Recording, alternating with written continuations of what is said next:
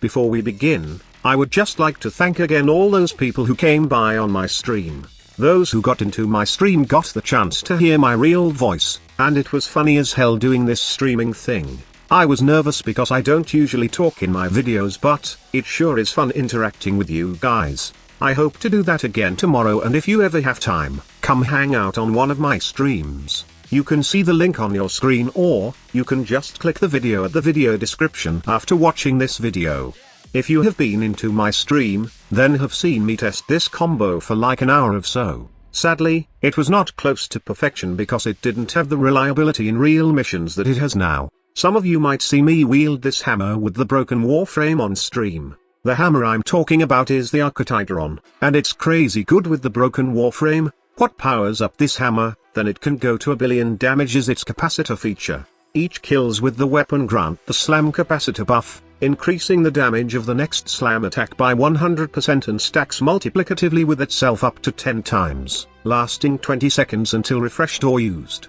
The slam capacitor attack also releases a large electric discharge, increasing its range by 1 meter per charge and applying a guaranteed electricity proc. Take note that only the radial damage is increased by the buff, not the impact damage. This might sound underwhelming, but it's crazy in reality, and can boost your damage to 2 billion with the right setup. In the case of the broken Warframe, the biggest damage I hit on stream was like about 300 to 600 million, using the heavy slam attack of Arca Titron with full 10 capacitor buff. The good thing about the broken Warframe is that you can strip enemy armor with their gaze ability. Not just armor, but also shields, making enemies vulnerable to the electric slam attack of the Arca Titron. The only problem I had with this is survivability. Karnus mod set, with the broken Warframe's evasion passive, coupled with Sly Volfapilla's evasion mod will guarantee 100% damage and vulnerability for as long as the Karnus mod bonus is up. The heavy slam attack of the Arca Titron does proc this buff, giving you 6 seconds of damage vulnerability, and as well as knockdown, and other status procs mitigation. But what I find problematic about this synergy is that it has tight requirements to be good. You can make good use of this, especially in survival runs, wherein you want to farm Steel Path survivals with all the acolytes. But the thing is, this combo is not meant for all players since, like I have said, it is a tight requirement. Also, for those who are looking for the 2 billion damage on Arca Titron, then this is not the combo you are looking for. The combo you want to replicate is the one from Loki with Mirage Eclipse wielding this hammer. Arca Titron's heavy slam damage gets nasty if you pair it with an Eclipse Loki, modded for power strength, duration, and the Nearer mod set. The set does work in Arca Titron's slam damage, and I did choose this over other mods because of 2 reasons. One is that I really don't have anything else to put in my Loki with this combo, and 2, the 200% damage boost is great since I have also trimmed some power on my Arca Titron build to make room quality of life improvements that will help the weapon be reliable in real missions.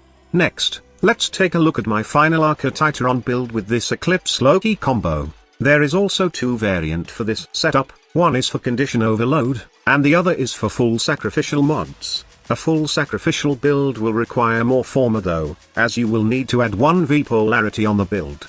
Who would want to use this? This is for those players who value versatility in usage. Long story short, this is for those players who want to use the combo in different scenarios without the need of primer guns to boost the damage. Although it can also achieve almost the damage cap of Warframe, but it falls short on missions wherein you go up against higher levels compared to Steel Path enemies. I'm talking about those players here who want more challenge and go up against beyond Steel Path enemies. If you are one of those players, then condition overload with a primer gun will help you slap those enemies with the Arca Titron. The good thing also about this condition overload primer setup is it does lets you build up your slam capacitor easily. In the past, I was relying on finisher damage to build up the capacitor, and you can make it work that way. In fact, Fatal Teleport Ash can be super effective with this slam combo. With the normal Ash, with no Helminth builds, Arca Titron can be powerful because you can build up the capacitor with each finisher kills, then you can strip armor with a Seeking Shuriken build. But be wary in using it on real missions since Ash has the worst invisibility in the game. It's kind of short, so you would end up casting more for survivability than being on offensive at most of the time.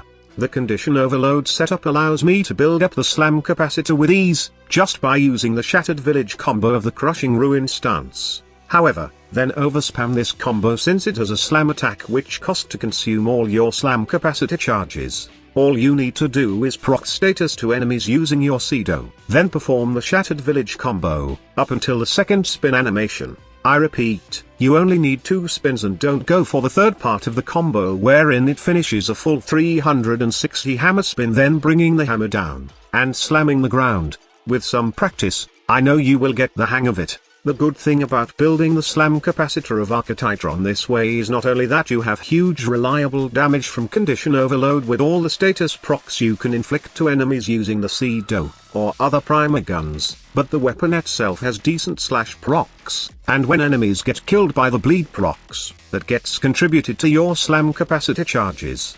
Although the weapon primarily deals impact, but with the help of Weeping Wounds, your status chance gets high enough to proc all the status in your weapon, including the slash and impact. That is why you also don't see me adding elements in the weapon itself, so somehow, slash will proc faster especially when I'm spinning with the Shattered Village combo. The only problem I can find with this is against those corpus enemies with shields. Slash won't be that effective with it, and you need every ounce of bonus damage from condition overload against Beyond Steel Path level corpus. Most probably, you will need to use this hammer with someone that can strip both armor and shields, so you can still easily build up your slam capacitor. Take note that the highest damage output of this hammer was when I used Eclipse Loki with full slam capacitor buff, against high-level armored enemies, but I did also hit 2 billion with my Ash when I stripped their armor, and slammed the ground with full capacitor and 12 times combo multiplier. By the way, I almost forgot about the combo multiplier adding more power to the slam capacitor. It's one of the key ingredients to getting those millions and billions of damage. By doing the Shattered Village combo, you are not just building the slam capacitor, but also building your combo count to help Weeping Wounds proc slash, so you can kill enemies faster. A quick tip for the Loki combo before you leave is that, be wart on the areas you are in. Don't stand in dark areas and cast Mirage Eclipse as you won't get the damage buff. Instead, you will be stuck with a damage reduction buff which don't benefit this combo. Also, it's worth noting that invisibility that helps you keep the damage buff of Eclipse. No matter how dark the room is, as long as you have the damage buff and you are invisible, the damage buff will stay with you until the ability is inactive. About a year ago, I have showcased a build like this with Ivara using Ensnare, and the Kuvanuka to proc multiple status into the enemies. It has the same concept, and 2 billion damage power like this, but it was slower compared to this since Ivara when Prowl is active is very slow, even when she has the augment to speed it up. This Arca Titron combo is more mobile, and you can move from point A to point B with ease. It's better overall in terms of reliability in missions, and it does the same billion damage. So, if you have time, try this combo for yourself. Thank you so much for watching. Squad Leader signing off.